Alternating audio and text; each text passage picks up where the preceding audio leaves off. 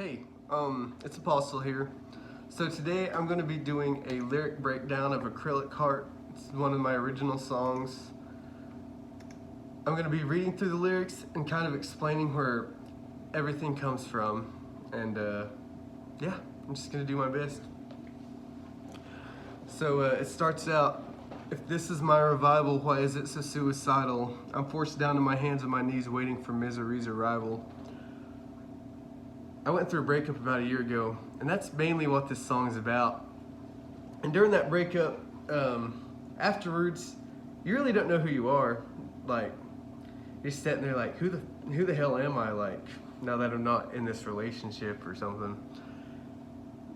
So I'm sitting there, I'm like, I just wish I could feel alive again, like be revived. That's where revival comes from. And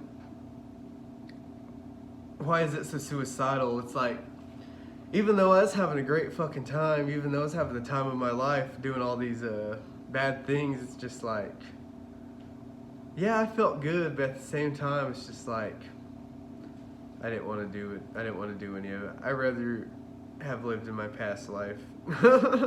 It's kind of pathetic. I'm forced down on my hands and my knees waiting for misery's arrival.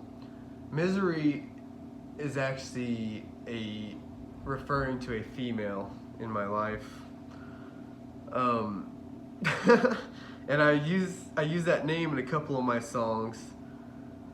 So if you see the word misery, it's referring to someone. Because that's what she is. She's misery. I had a best friend once. She stayed with me while I moved on. Yeah, I lost my best friend a couple years ago in a car accident. She stayed with me while I moved on. The first time me and this girl got in a breakup, she was with me the whole summer. We had a great fucking time.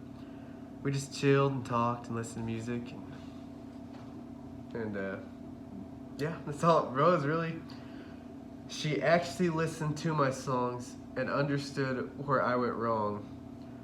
So at that point, I just now started releasing my music to the public. I just actually started posting it because, I don't know, I just like wanted to get my music out there and just like see what people thought.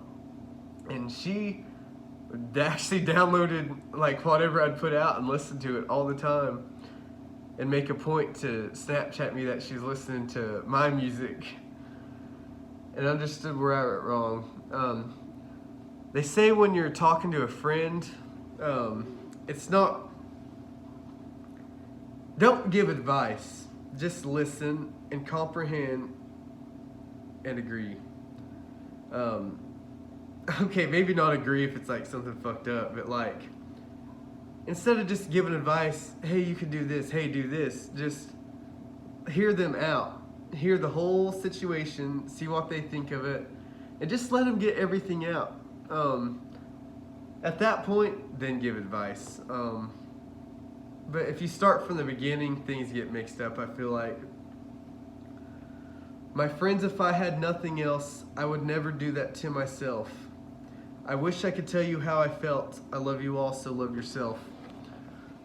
That's basically saying, that's referring to the very first line, if this is my revival, why is it so suicidal? It's like, yeah, I may have absolutely nothing in the world left, but I would never off myself, or I would never leave you guys because I have nothing. Because even if I have nothing, I have you guys. I wish I could tell you how I felt. At that time, when I wrote this, I was hiding a lot of emotions that I didn't want certain people to know. So that line, in a way, is unnecessary these days, but at the time, that's like, I wish I could tell you all how I feel, but at the time, I was just kind of like, I don't know, just in a daze. I lost my best friend once. It taught me pain. It taught me love. When I lost my friend, like I went through heartbreak, like we all have. But that was a huge heartbreak. Like, that was unlike no other. It taught me pain, and it taught me love. Is just what it's saying. I held my friends tighter, I hugged my mom tighter, and I tell my friends I love them all the time. I tell my followers I love them, and I love myself. And it's hard for people to say that, to look past all the negativity in the world and be able to just say that you love everyone. Because I believe that everyone deep down is a good person, even though there's some aren't, not everyone, but yeah. It taught me a lot about holding on to my friends. She still tells me to get some rest, to close my eyes and bow my head. Honestly and nothing less, apologize to me, my friend. So, during the last stages of our breakup, my ex-girlfriend said to me, "What would your best friend think of this?" And that gave me a whole new perspective of things. I'm a religious person. I don't talk about it much on the internet. Like, I just don't. But I think it's known that God always forgives and will forgive you for anything, forgive your sins or anything. And I'm not going to go into that, but basically what it's saying is, yeah, a higher being can forgive me all day, something that's not there, someone I can't see. And I can't see my friend no more. I can't see her at all, ever again. But if she was there at that point in time, just like, this is just theoretically speaking, it's like, what would she think? Would she take your apology? And that's where that comes from. And then I respond, but how can you apologize when you've told 100,000 lies? Basically, I'm just saying, I could apologize, but how? At this point, what the hell am I gonna say to make anything better? I've added up a list, I've checked it twice, that bitch is out. Like, I don't know. I'm gonna love you till this weekend. We're gonna fuck until the weekend. I love you with my deepest heart, but you and I both know I'm leaving. So, I was sleeping on the couch for a couple days, and at this point the relationship might as well have been over. But we would kiss every once in a while, and we'd fuck, and we'd talk and chill out and watch a movie. But it just wasn't the same. It just wasn't feeling. It just wasn't comfortable. And it's like, even one day after we got done having sex, it was just like, I'm not doing this because I love you. I want some affection.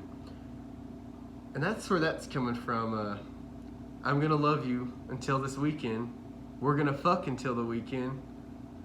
I do love you, but we both know I'm still leaving. And that's how it turned out. That weekend, we never talked again.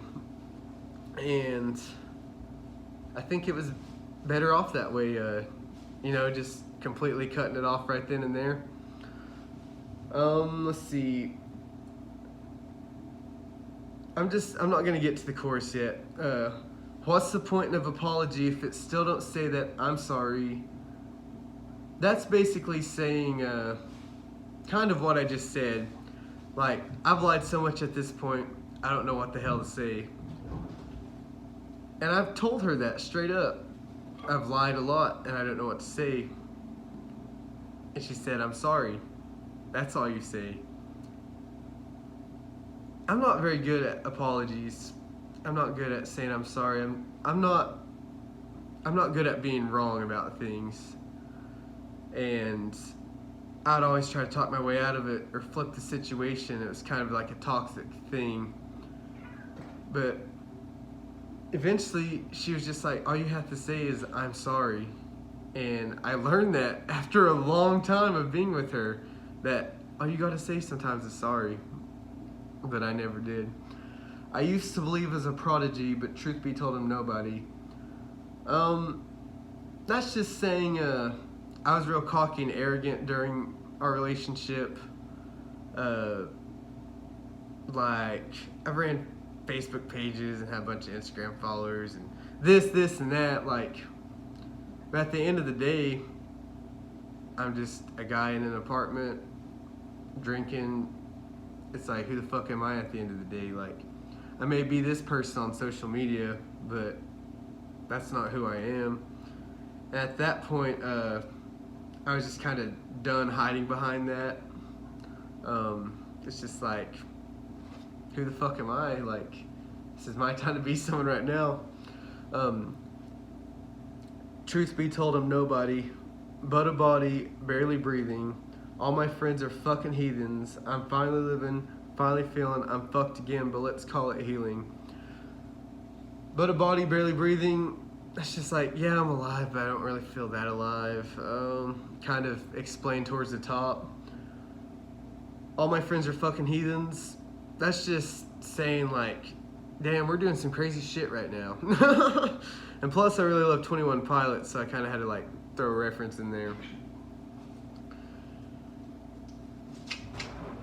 I'm finally living, finally feeling, I'm fucked again, but let's call it healing. I'm finally living, I'm finally feeling, but I'm fucked up. I've felt so good in the last couple months, but like, what have I done to get there? I've drank a lot, smoked a lot of weed, and done some other stuff. But let's call it healing. So, yeah, it might be damaging to your body, but at the same time, mentally it was helping me. So that's what that's referring to is, yeah, it wasn't good, but something good came out of it. You're a body, barely breathing, fuck you, dude, you're just a cheater. So that's at that point saying, I'm weak, I'm a person too, I'm going through my struggles, and she's just saying, no, you don't get the chance to say that, you're a fucking liar, it's not like that, you don't get the chance to say that. And yeah, it just says it straight up. And then it goes to, I'm sorry for all the nights, all the fights and all our lies, all the times that we met eyes, I got this bitch so hypnotized. I'm talking to my afterlife, the soul that was gonna be my wife. So, at this point, I was like, kind of just testing where I could take my words and wrap them up and just kind of spit something a little faster. So, I'm sorry for all the nights, all the fights and all the lies. Pretty obvious. All the times that we met eyes, I got this bitch so hypnotized.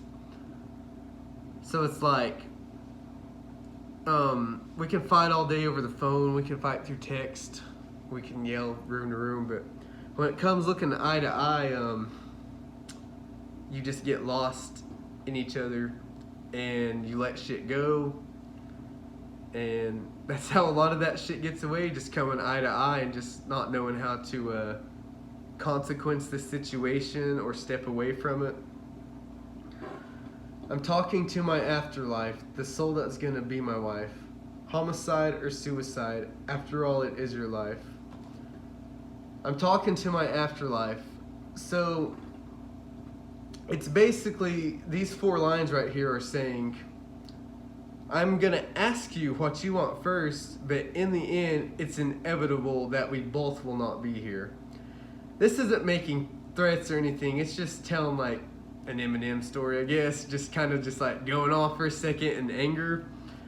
But oh wait, it's also mine, so you know what? I'll decide. After I hit another line, like you fucked him, oh that's fine, we'll deal with it on the other side. Alexa, turn off all the lights.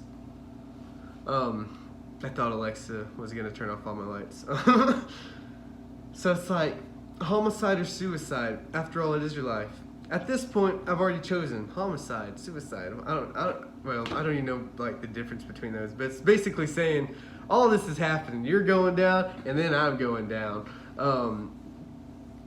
So you know what? I'll decide. And in a way, it says, after I hit another line, like, in theory, like, this is some cracked out scenario somewhere, and these people are arguing, and it's life or death situation. And he's saying, after I hit another line, it's talking about snorting something and just being fucked up to where it got you into this situation. Like, you fucked him? Oh, that's fine. It's like, it probably wasn't fine at first until you hit the line and chilled you out. Or it could have been opposite. That could have been what derailed the whole situation. But basically, it's like, at this point, it doesn't even matter. Like, it just doesn't matter. We'll deal with it on the other side. Alexa, turn off all the lights. So, we'll deal with it on the other side is basically just referring to the other side of life, you know, afterlife. She's telling him everything. She told me for her diamond ring, this ain't no hypothesis. I've known her since I was 17. That's like referring to like whoever she's talking to now or whoever she's with. She told me for her diamond ring. It's like, in a way, that's kind of mean to say. It's like, we're just all human. We all say the same things.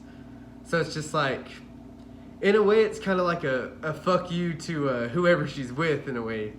She's telling you everything that she told me to get where we got. That's what that's saying. This ain't no hypothesis. I've known her since I was 17. So I knew this girl really well. I mean, we both knew each other really well. Like, always knew each other's next step, so we thought. And then it's like I don't know, it's just kind of like a fuck you. Like, I don't know. I just got angry in the middle of this and just kind of just lost it. I don't know. I said it was an accident the day she landed in our bed, but accidents just don't happen. I wanted her and she wanted him. So, you don't have to physically cheat. Cheating comes from a variety of things. And it starts from small things. Just a simple catch up or a Snapchat or anything like that is where those problems come off from. And I said it was an accident the day she landed in our bed. So, no one was in our bed, obviously. Like, we lived together. But at that point, we were both talking to other people.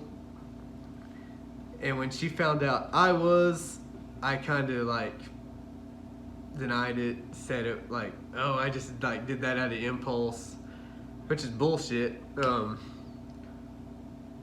I said, it's just like I wanted her and she wanted him, and that's what, like, that's how it went. Like, we just went our separate ways. We just went for something different, not necessarily a person, but at the time during that fight, it's kind of like that's what we were striving for, as different people.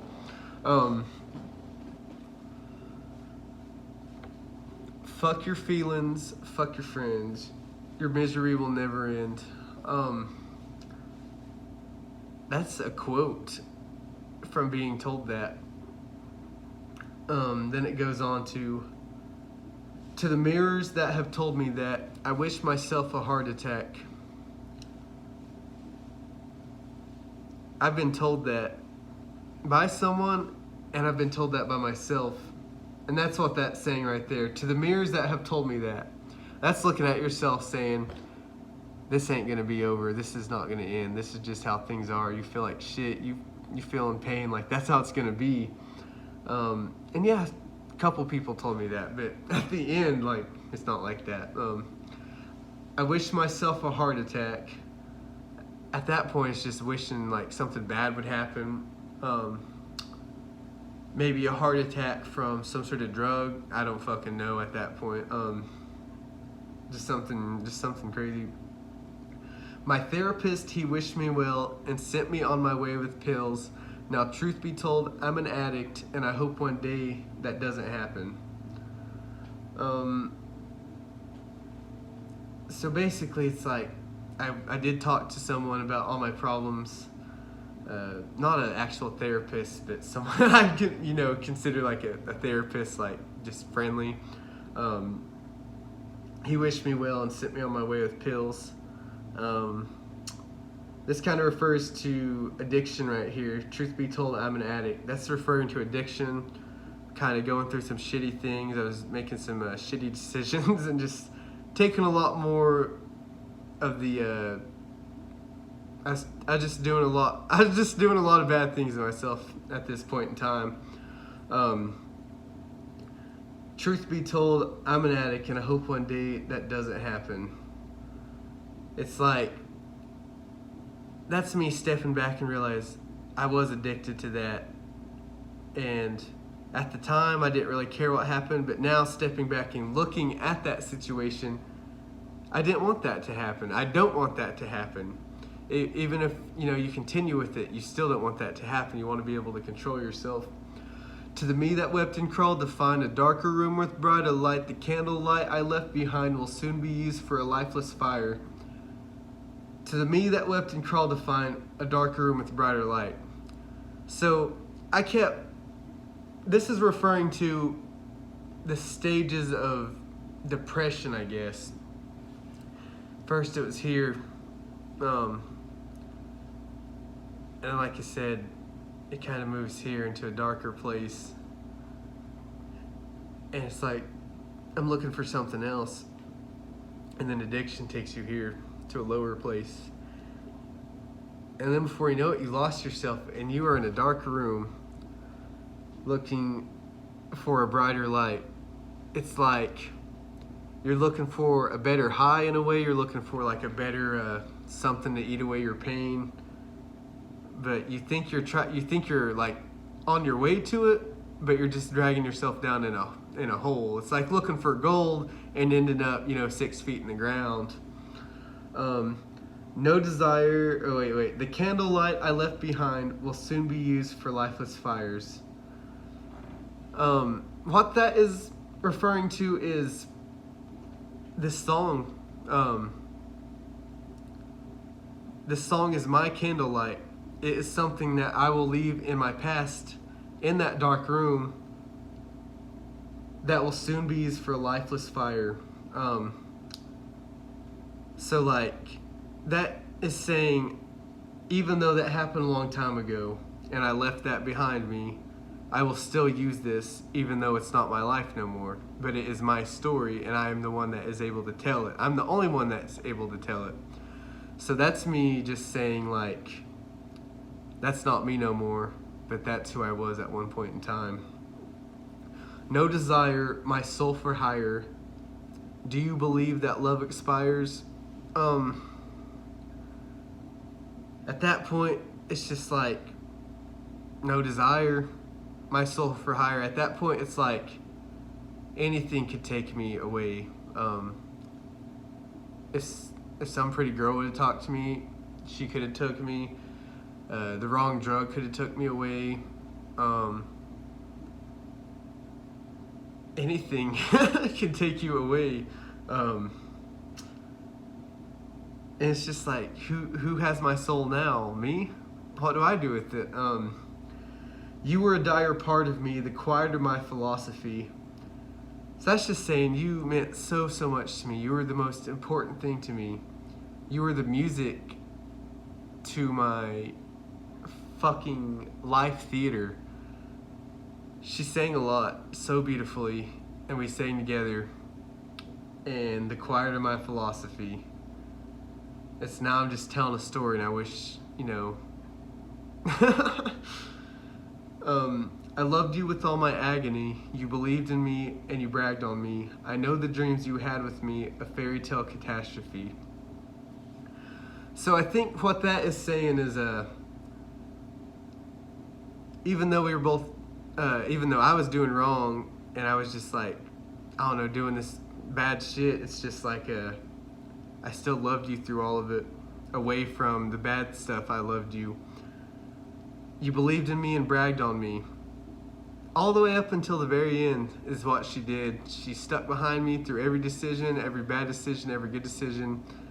And I know the dreams you had with me, a fairy tale catastrophe. So before we even got together, I remember telling her, like, this isn't gonna work. And I think deep down we all know first relationships aren't gonna work. We're just learning. We're just having fun. We're just going out into the world, and no matter how long you're together, they just don't last. You just gotta learn. You just gotta learn. You can't just walk into college, walk out with a degree. You can't just walk up into a relationship, walk out with a fucking marriage certificate. That's all I'm saying. It's not easy. It's like even in the beginning we had our doubts. I had my doubts, and ultimately they came true. Did I want them to? No. Did she want them to? No. No one wants it to end like that. But that's just what life is it just comes down to separation and being by yourself. You and I a tragedy, but my best friend says that you're happy. You used to be my majesty, the queen to all my travesty. You and I a tragedy, so it's like, that's kind of like an after statement. Yeah, it was tragic us breaking up, like lost a lot of friends in the process, just kind of, just the regular stuff. I don't know how our family's doing. I don't know. It's just like, it is tragic, just not having those people around no more, and just changing your lifestyle up and having to find new friends and new people to talk to and just new ways to express yourself. It's just a new routine. My best friend says that you're happy. So me, her, and my best friend that we lived with, we're all three like best friends. We're all three just good friends, of course, since we lived with each other. So that's like saying, I knew she was doing good. I knew she was doing better away from me because my friends still talked to her. I never asked. I never said, how's she doing? Like, is she okay? Who's she talking? I never asked any of that stuff. I just took what I got. She's doing good. Got a better guy. She's happy. And that's all I want to hear. And that's all I have heard. And that's all I wanted was just for her to be happy. And yeah, it sucks that it wasn't with me, but at the same point, you just grow, and you're just able to look at the situation, you're able to look at that person, and it's just like, why would I want anything bad for you? Like, why would I want anything bad for you?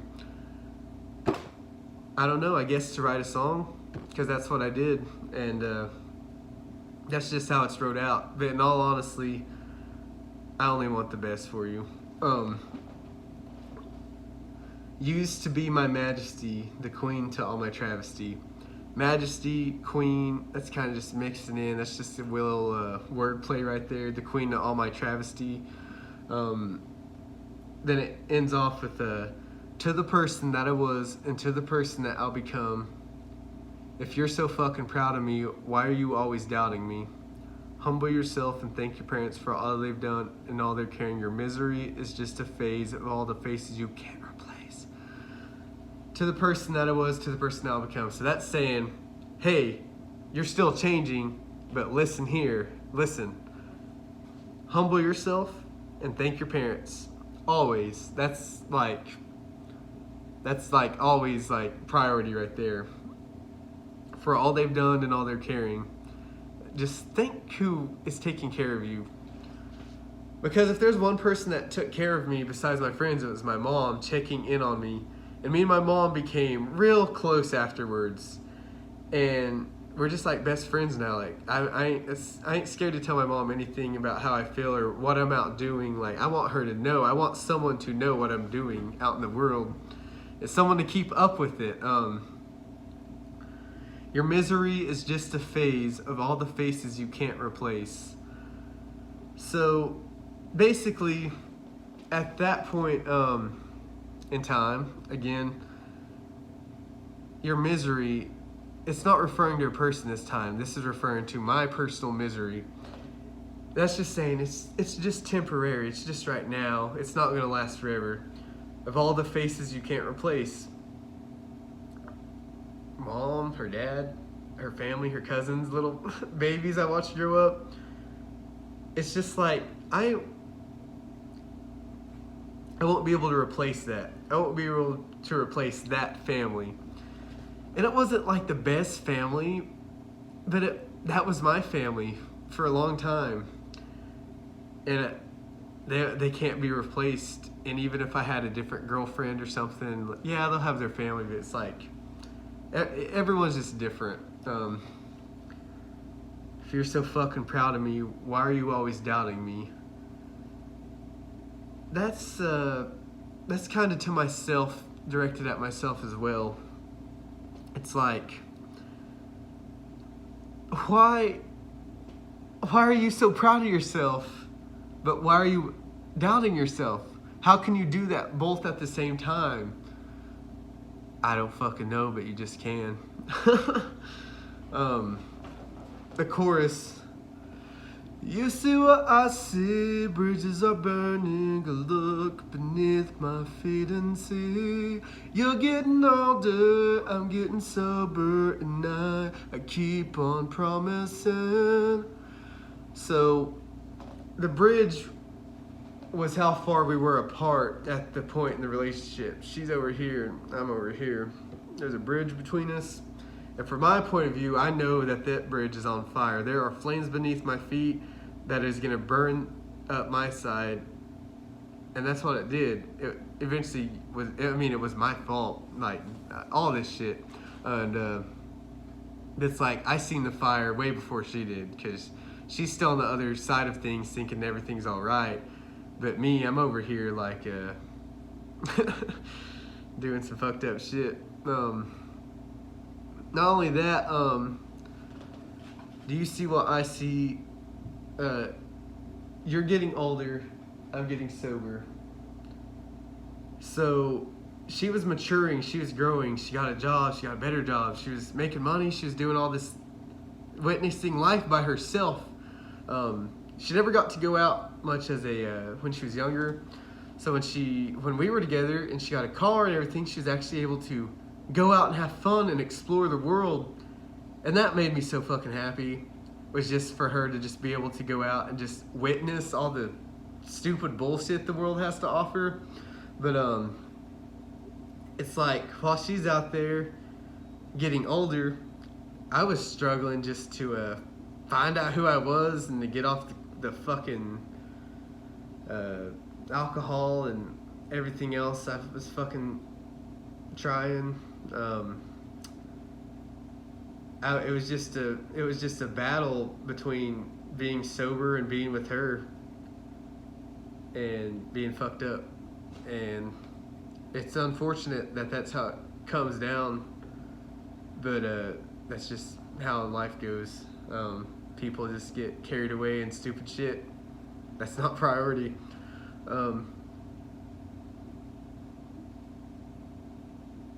Those days are over, I'm not coming home, love. I used to feel you like ecstasy. So, those days are over, I'm not coming home, love. Once again, that's referring to knowing it was over. That was me saying, like, that it's over for me. I hope it's over for you, and that you don't hurt yourself over my mistakes anymore. And that was just finally just the breaking point where I felt fucking free, away from her, away from the thought of her. I used to feel you like ecstasy. Ecstasy is a hell of a drug. I'm not recommending anyone go try it. I don't fucking know. Go Google what ecstasy's like, I guess. Ecstasy is it's almost like love in a pill or something. Ecstasy is really strong. It makes you really affectionate, not towards one person, but towards everything that's going on. It makes you just love life. It makes you just appreciate the things around you. And not everyone will understand that, but the people that have done ecstasy and have heard that, like I've had a couple comments from it about how like, hey, that was a good line, or hey, I love the chorus of this song, or I don't know. That was the first thing I wrote that was true.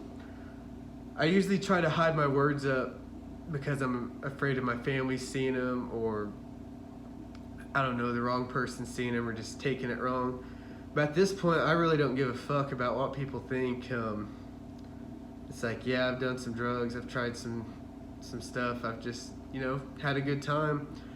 But it's like, when it comes to ecstasy, if you can compare a person to that and how they make you feel, like, that's some true love shit right there. I don't know how else to say it. But that's Acrylic Heart, and that's where that song came from. And it was interesting to kind of sit down with you guys and kind of just break down my own song, because I've never done that. And it was cool to like actually think, where did all this come from? I'm going to be doing another one here shortly about Miss Dearly Departed.